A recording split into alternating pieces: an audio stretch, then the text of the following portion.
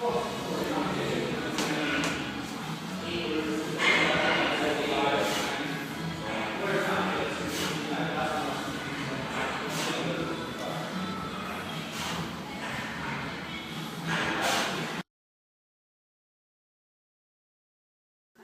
position. So when you squat, the bar rests on your trapezius, which is the muscle you use when you shrug, and the rear delts if you're doing a low bar squat, which is the back of the shoulder. Now notice there doesn't seem to be a lot of room for the bar to rest on. So if I put it on my back, it doesn't look very stable, right? It looks like it can slide all over the place. So how you remedy that is you actually want to tighten your shoulder blades by pulling them together, trying to make them touch each other. Notice how much more muscle is compacted when the back is flexed. This gives a nice shelf for the bar to rest on, and you won't need to hold this tightness throughout the movement. So demonstrating with the bar, it also helps for a low bar or a high bar squat to pull your hands closer together, because that contracts your back even more and gives you a nice shelf to rest the bar on. For a high bar squat, you want the bar to rest mainly on your trapezius muscle, so it's never on your neck. And the people that use the silly pads where it like bulges out really just decreases stability because it increases the circumference of the bar and keeps it farther from your back. You want it as close as possible, resting on the trapezius muscle like so.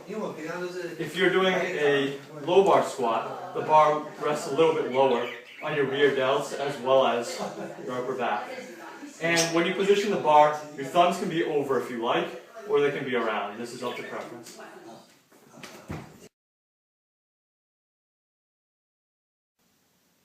The setup. When you set the bar on the J-hooks, you want it approximately chest height. You don't actually want the bar where it would rest when you're actually squatting it. You want it a little bit lower so you can take it out safely. And then some people say you want the bar where your nipples are. Here it's a little high. So to take the bar out of the rack, you want to notice on the bar there are the rings. Pinky rings, or whatever they're called. That guides where you want to put your hands to make sure you're centered on the bar. Put your hands around the bar first, and then duck underneath it and put it on your back. Now, you want it to get it on the exact right spot on your back, as demonstrated in the previous segment. So for a high bar squat, you want it resting on your traps, and you're going to have to squat down a little to accommodate the lower bar position. Or for the low bar squat, you want it to be lower on your back, more on your rear delts. And once it's in position, what you want to do is move your hands in further if you can. And this works well for shorter lifters. If you're really big, you might actually spread it out so you have more balance on the bar.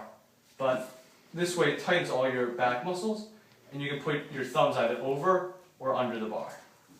After that, you want to essentially stand up and take the bar out of the racks. You have to keep everything tight here and hold your breath. So take a deep breath after you set up, push your chest out, and then stand up. An important thing you have to remember when taking the bar out is you don't want to do a good morning and use just your back to get it out. So to demonstrate, you don't want to do this. You don't want to have your feet behind the bar when you're taking it out of the rack.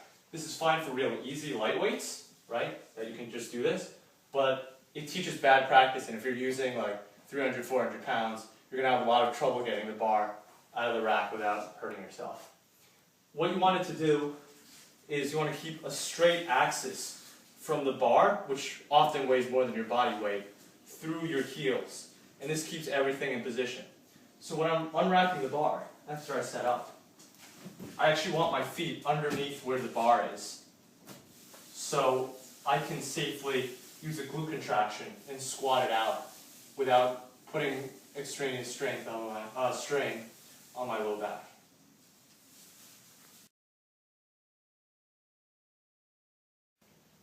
The walkout. Once you have the bar securely racked on your upper back, what you're going to do is take a deep breath and then step backwards in as few steps as possible. So you want to position yourself where you can just be away from the hooks and not hit them, and not more. Ideally, you would take 2 to 3 steps. The 3-step version is to take 1 step back out of the rack, a 2nd step, positioning your left foot where you want it to be, and a 3rd step, putting your right foot where you want it to be, or vice versa, depending on your preference. This will save a lot of energy, and it's most conservative in terms of movement.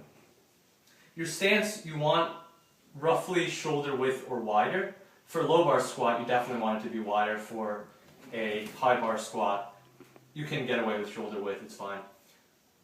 And you want your toes to be positioned forward or slightly outward, so up to 30 degrees, because your knees will track over your toes. Most importantly, when you step out, you want to keep everything tight.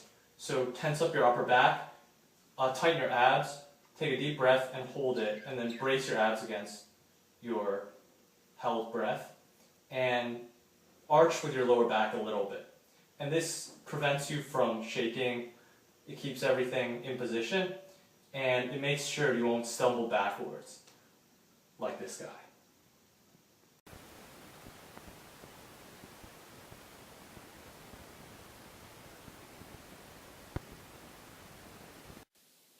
The descent.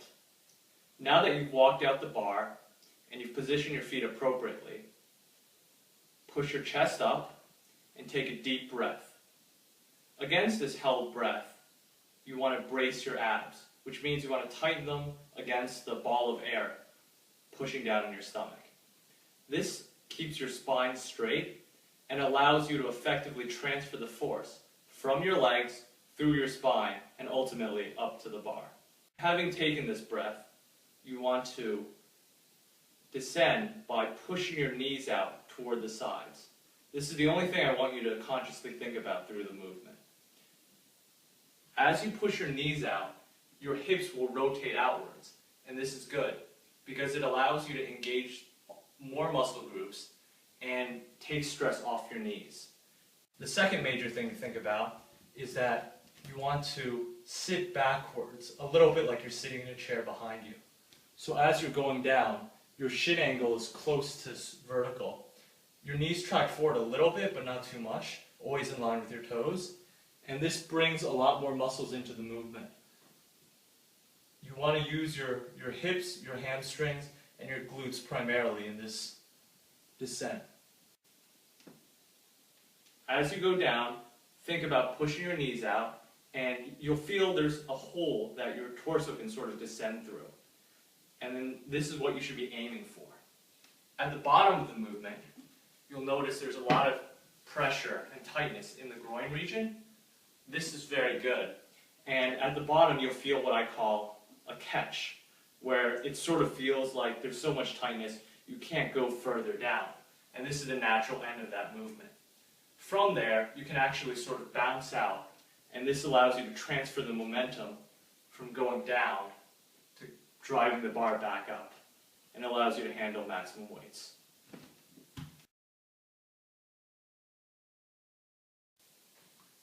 The ascent. So to drive up through the bar, it's fairly intuitive, fairly straightforward. You just stand up. Things to keep in mind are to push out on the sides of your feet as you're going up. So your right foot should be pushing out this way, and your left foot should be pushing out to the left, driving your body the other way. When these forces counteract each other, the ultimate movement is going straight up, pushing the bar into a lockdown position.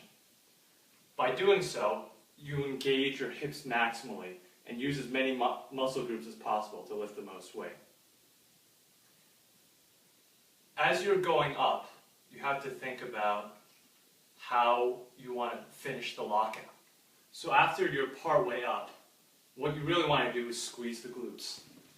Now if you watch the descent from the side, you'll notice that as I'm going up, my hips are very far backwards, and this is natural and proper. But to finish out the lockout, what you really want to do is contract your glutes, which function to drive your hips forward. And this allows you to finish the movement without rounding your back.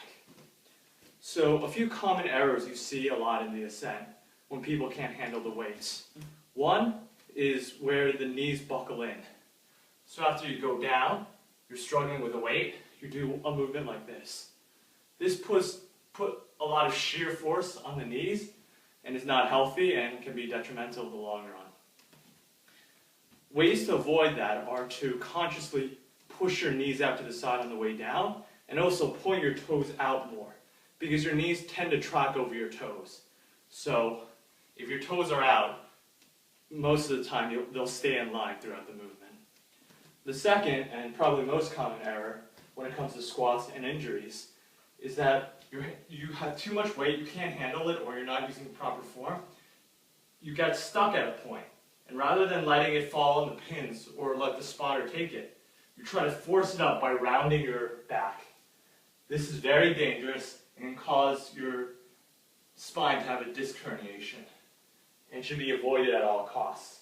But ways to do this if you do it unconsciously is to keep your chest up and look straight. These cues prevent you from rounding your back and allow you to have a smooth transfer of force through your spine to complete the movement. I hope this has been a helpful demonstration of how to squat. This is only the way I do it, keep in mind. I'm no professional, but I've been squatting for 3 years and this is the way that's worked most effectively for me. If you have any questions or comments or criticisms, leave a post below. See ya.